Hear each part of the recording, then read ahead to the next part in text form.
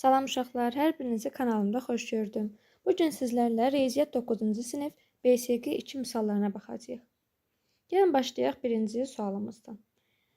Deməli, birinci sualımızda bizə deyir ki, qabarıq 9bucaqlının daxili bucaqlarının cəmini tapın. Deməli uşaqlar, 9bucaqlının daxili bucaqlarının cəmini tapmaq üçün bizə əvvəlcə lazımdır bir daxili bucağı. Gəlin bu 9bucaqlının sadəcə bir hissəsini çəkək. Tutaq ki, bu 9bucaqlının sadəcə olaraq bir hissəsidir. Biz bilirik ki, bütün çoxbucaqların xarici bucaqların cəmi 360-dır. Hamısı bir yerdə 360-dırsa, bir dənə xarici bucağı olacaq 40 dərəcə. Bu bucaq oldu 40 dərəcə. Bura 40 dərəcədirsə, baxın, bu açıq bucağa əsasən bura 40-dırsa, qonşu bucaqda olacaq 140 dərəcə, cəmləri 180 olsun. Deməli, biz tapdıq ki, 9bucaqlının bir daxili bucağı 140 dərəcədir. Bizdən də hamısını bir yerdə istəyir, olacaq 9 vurulsun alfa bərabərdir 9 vurulsun 140-a. Bu da eləyəcək 0, 36, 1260 dərəcə C bəndi. Düstur əzbərləməyə ehtiyac yoxdur. Düstur yadınızdan çıxa bilər. Amma bu şəkildə heç bir zaman yadınızdan çıxmaz. Keçək ikinci misalımıza. Deyir, daxili bucağı xarici bucağından 3 dəfə böyük olan düzgün çoxbucaqlının tərəflərinin sayını tapın. Deməli, uşaqlar, nə edirik? Yenə çoxbucaqlının bir hissəsini çəkirik. Bura olsun xarici bucağımız, bura olsun daxili. Deyir, daxili xarici bucağından 3 dəfə böyükdür. Bura alfadırsa, bura olacaq 3 alfa. Yenə bu xəttə əsasən, açıq bucağa əsasən yazırıq ki, alfa plus 3 alfa bərabərdir 180-ə, 4 alfa bərabərdir 180, alfa bərabərdir 45 dərəcə. Bir xarici bucağımız oldu 45 dərəcə. Gəlin, 360-ı xarici bucaqlarımızın cəmini bölək 45-ə, görək bunun tərəflərinin sayı nə qədərdir? Biz sənəqəni yazaq. Deməli, tərəflərin sayı bərabərdir. 360 bölünsün bir xarici bucağı 45-ə. Bu da eləyəcək. Deməli, ixtisar aparaq. 9-a böləndə burada qalacaq 5, burada qalacaq 9-a böldükdə 40. 40-ı da 5-ə 8. Deməli, 8 bucaqlıymış bu. Çox bucaqlımız oldu. Cavabımız B bənd uşaqlar. Sonra keçək üçüncü misalımıza. Bərabərsizlik.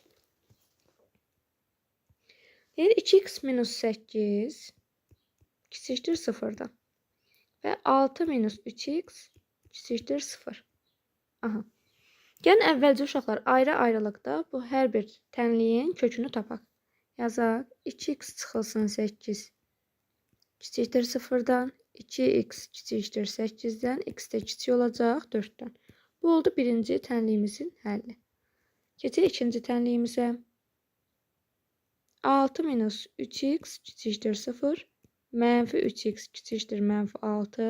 Hər tərəfi mənfi 3-ə böləndə uşaqlar işarəmiz dəyişib, olacaq müsbət, böyükdür. 2. Aha. Deməli, bərabərsizliyimizin bir həlli oldu. X kiçikdir 4, digər həlli isə oldu. X böyükdür 2.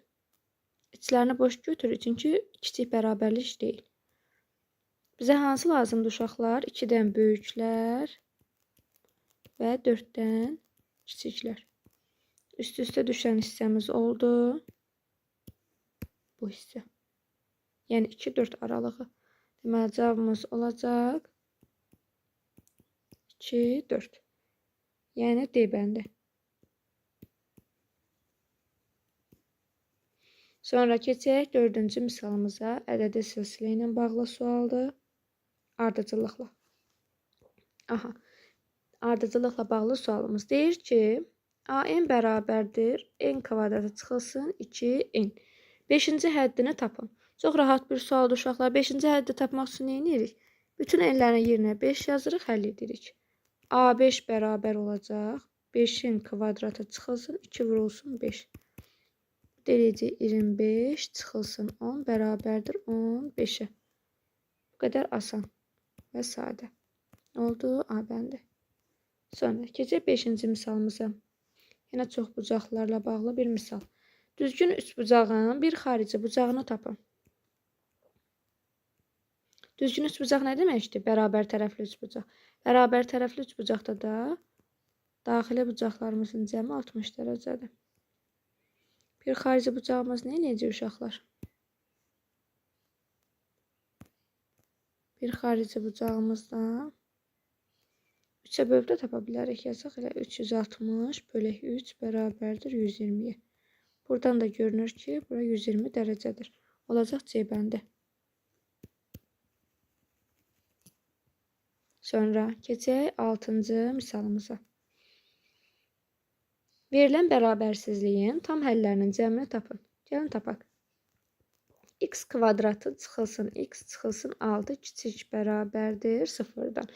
Viyyətə görə cəmi 1-i, hasili isə mənfi 6-nı verən ədədlər. Köklərimizin cəmi bərabərdir 1-ə, hasili isə bərabərdir mənfi 6-ya. Bu ədədlər hansı olacaq uşaqlar? X1 bərabərdir 3, X2 isə bərabər olacaq mənfi 2. Aha. İndi bizə deyir ki, bərabərsizliyin tam həllərini tapın. Kiçik bərabər olduğu zaman hər zaman bu şəkildə olur həllimiz. Mənfi 2, 3 parçası. Aha. Cəmini tapaq. Mənfi 2 plus mənfi 1 plus 0 plus 1 plus 2 plus 3. Bu da bərabərdir. Bu hissələr sıfıra gedəcək. Qaldı təkcə 3. Olacaq cavabımız B bəndi. Sonra keçək 7-ci misalımıza. Görək bizə nə deyir. Deyir ki, ədədi silsilədə A1 bərabərdir 3. Aha. A9 bərabərdir 35. Silsilə fərqini tapın. Gəlin tapaq, deyin istəyir bizdən. Deməli uşaqlar. Yazaq. A9 bərabərdir A1 plus 8 D-yə. Düsturumuz isə AN bərabərdir A1 plus N minus 1 vurulsun D. Bu şəkildədir. Bu bizim düsturumuzdur. Yazaq yerinə verilənləri. Deməli, AN-imiz nədir? A9-umuz 35 bərabərdir 3 plus 8D. 8D bərabər olacaq 32-yə. D isə bərabərdir 4. Oldu C bəndi. Sonra keçdik 8-ci misalımıza. 8-də deyir ki, koordinat başlanğıcı ilə 8-6 nöqtəsi arasındakı məsafəni tapın. 2 nöqtə arasındakı məsafəyə əsasən. Koordinat başlanğıcının nöqtələri uşaqlar hər zaman 0-0-dır. 0-0 ilə 8-6 nöqtəsinin arasındakı məsafəni tapaq. Məsafəni işarə etdiyi ilə D bərabərdir kök altında. Bu zaman uşaqlar düsturumuz bu şəkildədir. Tutaq ki, x1, y1 və x2, y2. Bu nöqtələr arasındakı məsafəni tapmaq üçün D bərabərdir kök altında x2 minus x1-in kvadratı plus y2 minus y1-in kvadratı.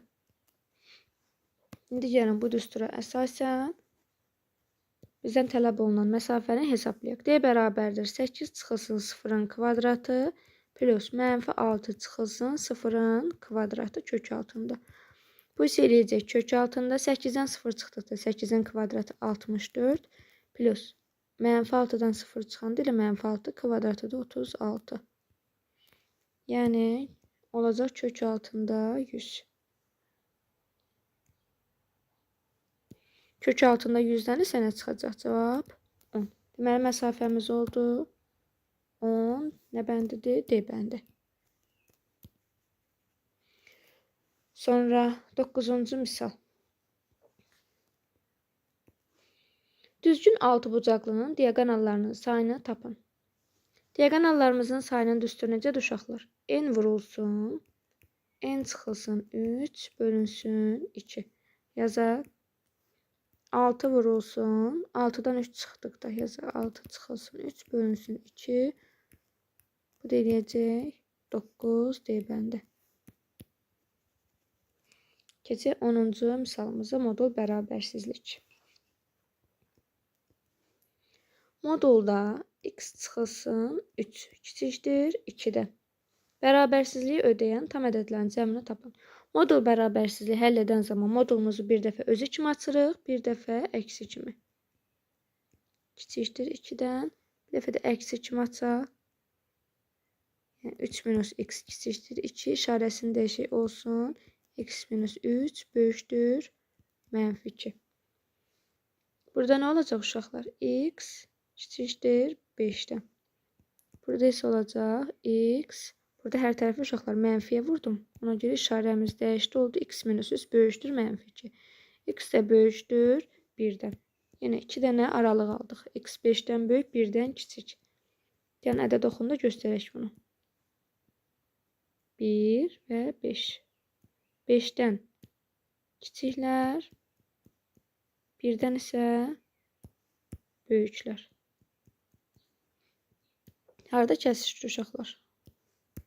Burada baxın 1-5 aralığında. Deməli aralığımız olacaq 1, 5. Bizdə nə istəyir? Tam ədədlərin cəmini istəyir. Gəlin tapaq. Baxın açıq mötərizə olduğu üçün biri nəzərə almırıq, saymırıq. 2 plus 3 plus 4 bərabərdir. 2-nin üstünüz 5, 9. Cavabımız oldu A bəndi.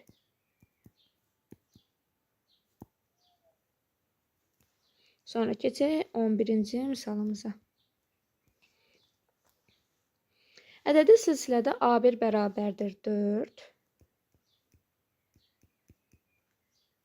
D bərabərdir silsilə fərqimiz 7.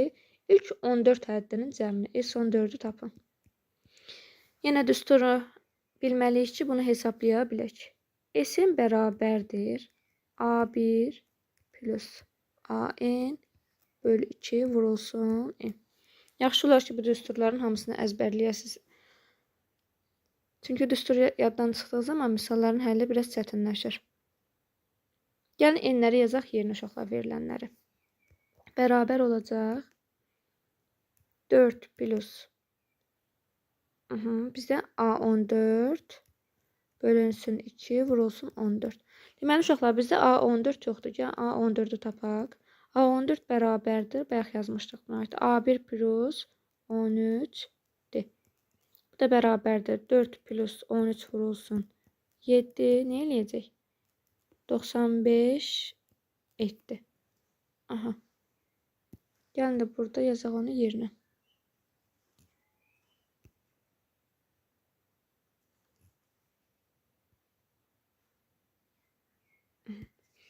Bu da bərabərdir.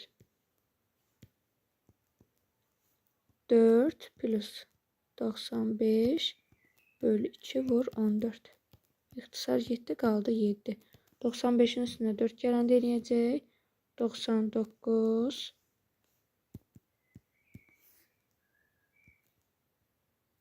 99 vurulsun 7. 9 dəfə 7 63 6 yaddı. 63 69 693 eləyəcək C bəndə.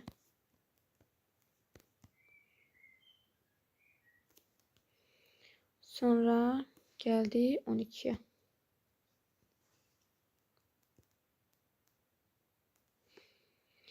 Aha, bizə verib A vektorunu. A vektoru bərabərdir mənfi 3 4-ə. Vektorun uzunluğunu istəyir. Uşaqlar, vektorun uzunluğunu taparkən bunu da yazaq. Tutaq ki, A vektorunun koordinatları bərabərdir A1 A2-yə. Koordinatlarını tapmaq üçün vektorun uzunluğu kök altında A1 kvadratı plus A2-nin kvadratı bu şəkildə hesablayırıq. Yenə düstura əsasən yazaq. Modulda A bərabərdir. Kök altında mənfi 3-ün kvadratı plus 4-ün kvadratı.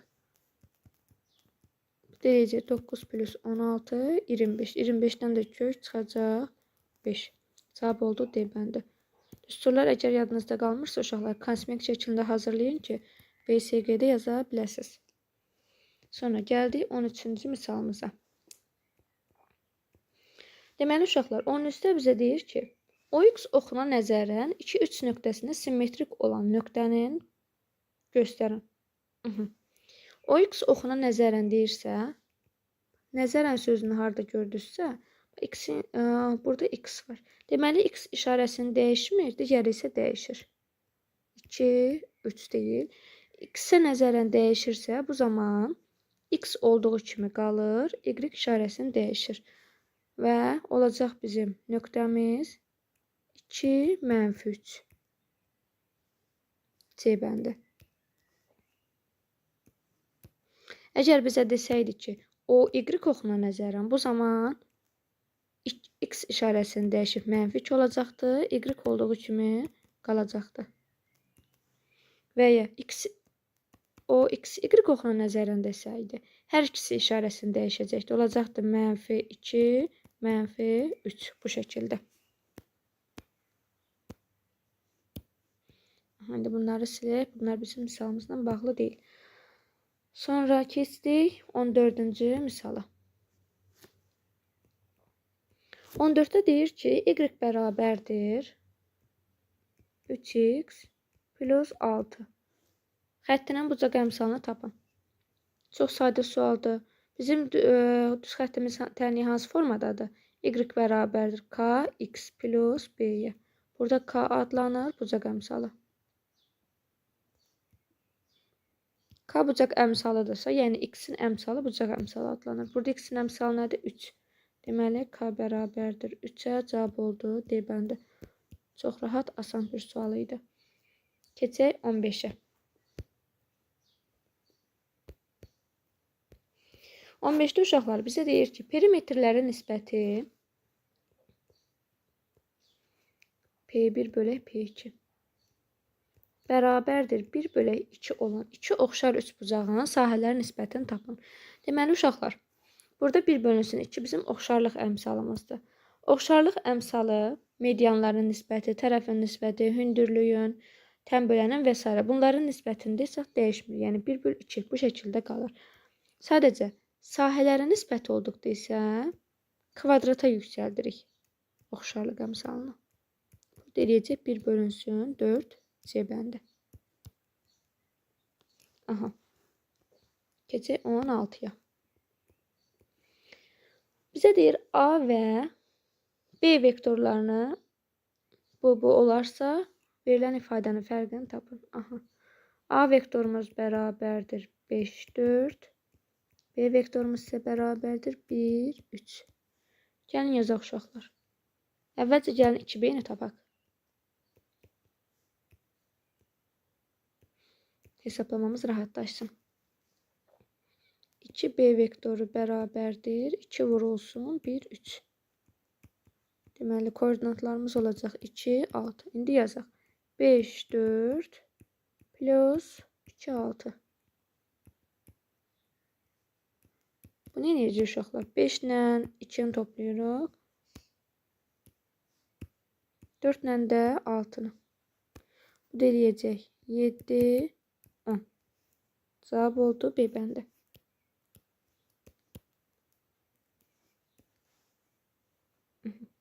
Keçək 17-ci misala.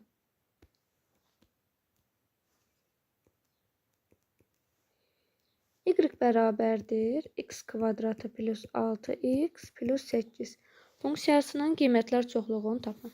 Deməli uşaqlar, gəlin qrafik şəkildə göstərim. Köklərimizin cəmi -6-nı, hasili 8-i.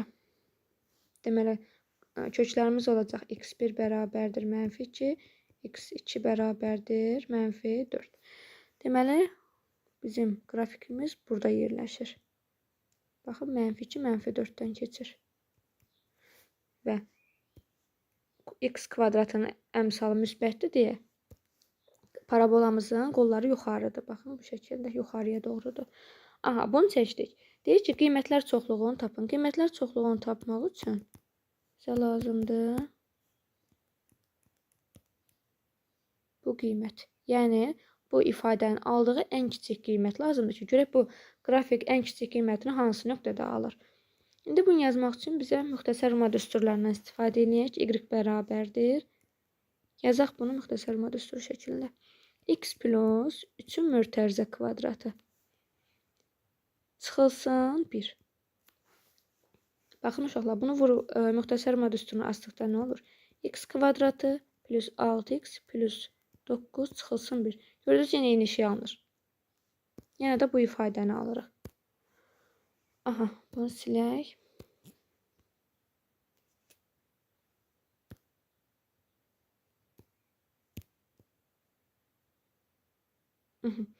Deməli, bu ifadə ən kiçik qiyməti olacaq -1. Bizə lazım olan budur. Ən kiçik qiymətimiz oldu -1. Yəni bu nöqtəmiz oldu -1. Sonra qiymətlər çoxluğunu istəyir. Qiymətlər çoxluğumuz nə olacaq uşaqlar? Hansı aralıqda qiymət aldı? -1-dən başladı. Yuxarıya doğru bütün qiymətləri ala-ala gedir. Deməli, çoxluğumuz olacaq -1 müsbət sonsuzluq bu şəkildə. İndi keçək növbəti uşaqlar 18-ci misalımıza. Deyir, sonsuz azalan həndəsi silsilədə B1 25 və Q 3-2 olarsa S-i tapın. B1 bərabərdir 25, Q bərabərdir 3-2. Yenə düstur lazımdır bizə. 3-2. S nəyə bərabərdir uşaqlar? Sonsuz azalan həndəsi silsilədə. B1 bölünsün 1 minus Q-yə. Yazaq yerinə. 25 bölünsün 1 çıxılsın 3-2. Bu da bərabərdir 25 bölünsün 3-1. Bu 3 qalxacaq surətə, olacaq 25 vurulsun 3. Yəni cavabımız oldu 75. Sonra keçək 19-cu misalımıza. Mərkəzi 1 -3 nöqtəsində və radiusu 2 olan çevrənin tənliyini yazın. Mərkəzimiz 1 -3, radiusumuz isə yerimiz isə bərabərdir 2. Çevrənin tənliyi uşaqlar bu şəkildədir. X çıxılsın A-nın kvadratı plus Y çıxılsın B-nin kvadratı bərabərdir R-in kvadratına. Gəlin verilənləri yazaq yerinə. X çıxılsın plus A plus B-nin kvadratı. Aha. Bu bizim tənliyimiz. Gəlin verilənləri yazaq. Deməli olacaq X plus 1-in kvadratı üstə gəl. Bu A-mızdır, bu da B-mizdir bizim. Y, B-nin yerinə -3 yazanda olacaq -3-ün kvadratı bərabərdir. R-imiz də 2-dir, 4. Deməli, çevrəmizin tənliyi olacaq bu şəkildə. Sonra gəldik 20-yə, nəhayət sonuncu misala. 20-də deyir, zəri 2 dəfə atdıqda düşən xalların cəminin 5 olması hadisəsinin ehtimalını tapın. Deməli, uşaqlar, zərin bilirik ki, 6 üzü var. 1, 2, 3, 4, 5, 6. Burada 2 dəfə atırıqsa nə zaman 5 olar? Bir dəfə 1, 4 düşsə 5 olar cəmi. Bir dəfə də 2, 3 düşsə. Deməli, bu bizim birinci zərimizdir, bu ikinci. Bu birinci, bu ikinci. Bu zərlər bir dəfə 1, 4 kimi düşür. Bir dəfə də 4, 1 kimi düşür.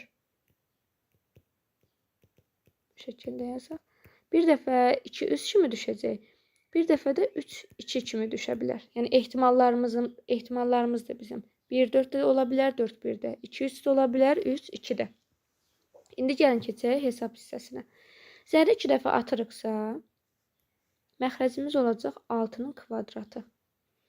Surətimiz olacaq. Neçə dənə halımız var uşaqlar? 1, 2, 3, 4 halımız var. 4. Əlverişli hallarımızın sayı 36. Mümkün hallarımızın sayı 36. Əlverişli hallarımızın sayı 4. İxtisar gedəcək. Olacaq 9-da 1. Aha. Cavabımız oldu 9-da 1. Deməli, bu qədər uşaqlar. Ümid edirəm ki, sizin üçün yararlı oldu. Hər birinizə uğurlar arzulayıram BSG-də. Sağ olun, salamat qalın.